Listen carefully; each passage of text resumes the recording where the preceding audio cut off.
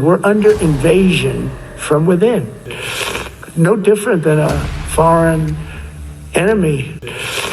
At least when they're wearing a uniform, you can take them out. Why is Trump calling Portland a war zone? It's part of his 4-point plan to take over elections in blue states. Ones that are run by the radical left Democrats, and we're going to straighten them out one by one.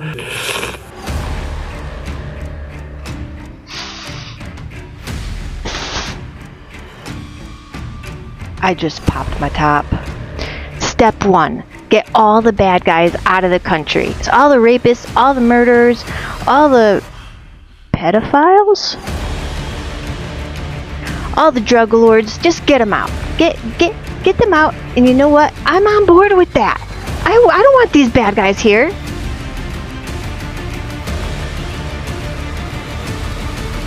I don't care if they're not going through due process. They don't deserve due process because they're bad. They're bad people. Step 2. Having no due process is now normalized. Since we looked the other way while the bad guys were being escorted out of the country, now no due process is normalized. And since we don't have any more due process, why would we need arrest warrants? This gives ICE the opportunity to raid Home Depot parking lots. Now, I talked with Border Patrol Chief Greg Bovino and asked for his response to critics who say enforcements like this are just targeting people looking for work. And when we look at the damage that unmitigated immigration has caused to this country, look at the Jacqueline Nungares and the Kate Steinleys and all those that have been hurt, maimed, and killed by illegal aliens. I think they need to redirect their attention and maybe think a little harder before they say things like that. Since ICE didn't get in trouble for arresting non-violent immigrants, they decided to toe the line again by arresting non-violent immigrants who are here legally. A 79-year-old business owner says he was body slammed and pinned to the ground by federal agents during an immigration raid despite being a U.S. citizen. Since they didn't get in trouble for that, now they're arresting journalists and shooting pepper balls at pastors at peaceful rallies. Step 2 is about causing as much chaos as possible. ICE can break down doors and search your house without a warrant. And they can do this because of a little thing called plausible deniability. U.S. citizens can be detained by ICE, and yes, it's actually happening right now. Those agents detained 4 U.S. citizens at that cemetery. George Redis is a 25-year-old U.S. citizen, a disabled Army veteran, who's taking on the federal government after he was detained by ICE for 3 days and nights. He's a citizen! He's a citizen! Why are you running? Because you saw he's a citizen! That's my brother-in-law. That's when I noticed one coming towards my direction, and I used my bag as a form of protection to shield myself.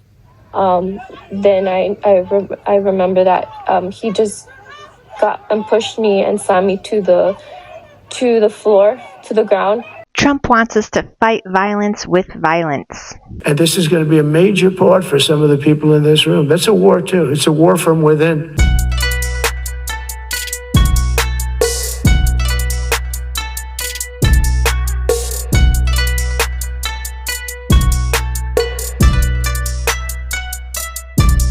You see this sword? You know what this says? 'Cause I don't. Step 2 involves Trump deploying hundreds of National Guards into blue states.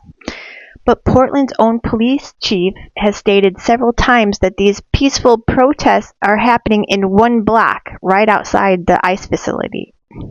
We're in step 3 right now, where the National Guard is deployed to blue states. And it's because Trump wants to stoke as much violence as possible because it'll help him with his final plan. Now we are discovering American muscle, reasserting American might. We will vanquish every danger and crush every threat because we will fight, fight, fight, and we will win, win, win. Step 4 is all about invoking the Insurrection Act. I'm allowed to use the Insurrection Act. You take a look at what's been going on in Portland. It's been going on for a long time, and that's insurrection. I mean, that's pure insurrection. The light will defeat the dark. We will prevail over the forces of wickedness and evil. They cannot imagine what they have awakened. They cannot conceive of the army that they have arisen in all of us. Because we stand for what is good, what is virtuous, what is noble. And to those trying to incite violence against us, those trying to foment hatred against us, what do you have? You have nothing. You are nothing. You are wickedness, you are jealousy, you are envy, you are hatred. You are nothing. You can build nothing. You can produce nothing. You can create nothing. We are the ones who build. We are the ones who create. We are the ones who lift up humanity.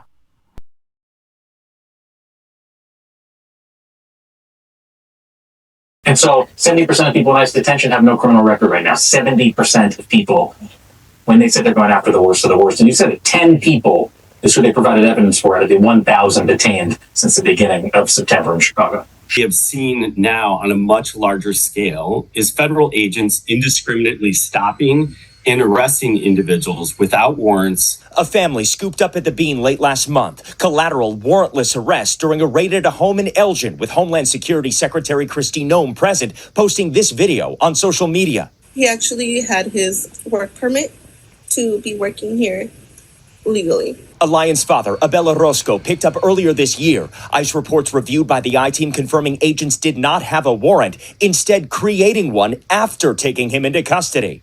If President Trump invokes the Insurrection Act of 1807, most legal barriers to military use would disappear. The president claiming a rebellion is underway here, and soldiers could then assume regular police duties, including arresting people. Insert curfews. They could tell people to stay in their homes. They could close stores. It's not martial law, but it's one step toward martial law. This was the last time the Insurrection Act was used, 1992, Los Angeles, after the Rodney King verdict, when LA officials asked for help. And NBC Chicago has found that the Insurrection Act has been previously imposed on Chicago, 1894, during the infamous Pullman labor strike that had paralyzed the nation's rail system. This might be the beginning of something really bad. Things are only going to get worse from here. They're only going to get more chaotic, more violent. This will only escalate from here. As a conservative and as a business owner in the construction industry and as a realist, I can say we have to do something about labor, and that needs to be a smarter plan than just rounding up every single person and deporting them just like that. The way it looks is horrific. When you're just arresting people in front of their kids and just normal, regular people that have been here for 20 years, that everybody who has a heart can't get along with that. No. Everybody who has a heart sees that and goes, that can't be right. That can't be right. That can't be the only way to do this. Right. Because you have to think, look, yeah, we have to have a border. Yes, it should have been secure. Yes, they should make sure you know who everybody is before they get in. Yeah. But when people been here for 20 years, like, come on, man, that's crazy. Like, let's find a way. If they've been productive members of society for 20 years, no criminal record, they worked the entire time, they paid taxes, find them a pathway to citizenship. Find a way where you can do this thing that you want to do, which is keep terrorists and cartel members from getting across the border with drugs that kill 100,000 people a year. Okay, but also have a heart. Because if you don't, you're not going to get anybody on your side. If you're doing this stuff publicly, throwing women to the ground, handcuffing people just for existing on the wrong side of the dirt. Yeah. Not a criminal. Not the only crime they ever committed was coming over here as a kid. Yeah. They probably didn't even know what the was going on. Yeah. Yeah, man. You know, a lot of kids got snuck across when they were already born in Mexico. They've grown up their entire life in America. They can't even speak Spanish. Yeah. And they could get sent back. I guess our only edit there is they have been sent back. They have been sent back already. Joe Rogan. This has been Trump's plan the whole time to invoke the Insurrection Act. By invoking this act, he has the power to disrupt elections in the blue states. If you're not sure how that works, I'll tell you. Forces that are loyal to Trump might receive orders to scrutinize voters come Election Day. A voter who may look unqualified to vote. Voters could be harassed or detained. By sending the National Guard to hostile neighborhoods where there's terrorists and extremists, the people who want to vote that day might feel a little bit intimidated and not vote. They might be scared they're going to get arrested by ICE. Trump's armed militiamen might even seize ballot boxes because they've been contaminated with unlawful ballots. He might try to enforce a suspension of the elections altogether because of civil unrest, even though I think that's highly impossible, but might happen. And if his militiamen do intimidate voters and harass them and mess up ballot boxes, Trump will simply pardon them, just like he did with the January 6th rioters. Of course, this is all hypothetical, and it might not happen, but it looks like it's leading up to it.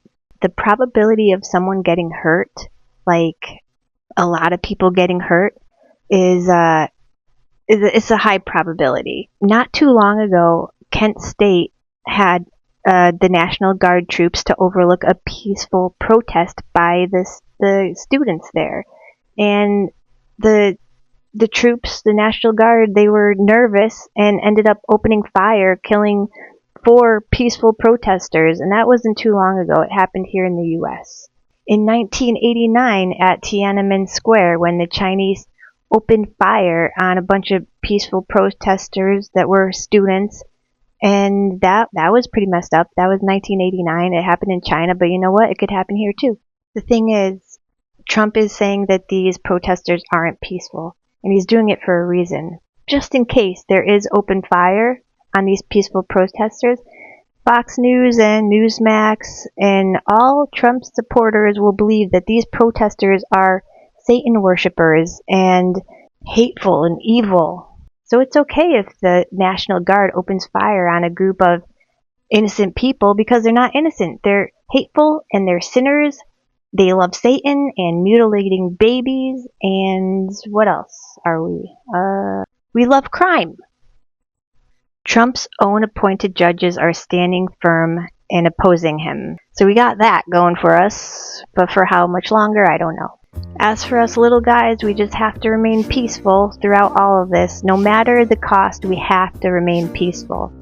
If you see the National Guard in your area, just know that those people are there to protect you. They are us. The National Guard is us. If you see ICE, don't give them any reason to use force with you. Capture everything on camera. Make sure you share it with the media. Capture everything. It's the only way we can chip away at Trump's false narrative. If any of you agree with me, or if you disagree with me, please leave a comment. Like and subscribe. I love the comments. I don't like death threats, but leave a comment if it's not a death threat, and I will see you guys later. Thanks for watching. Bye-bye. I hope you watched this video, Dad. Okay, bye.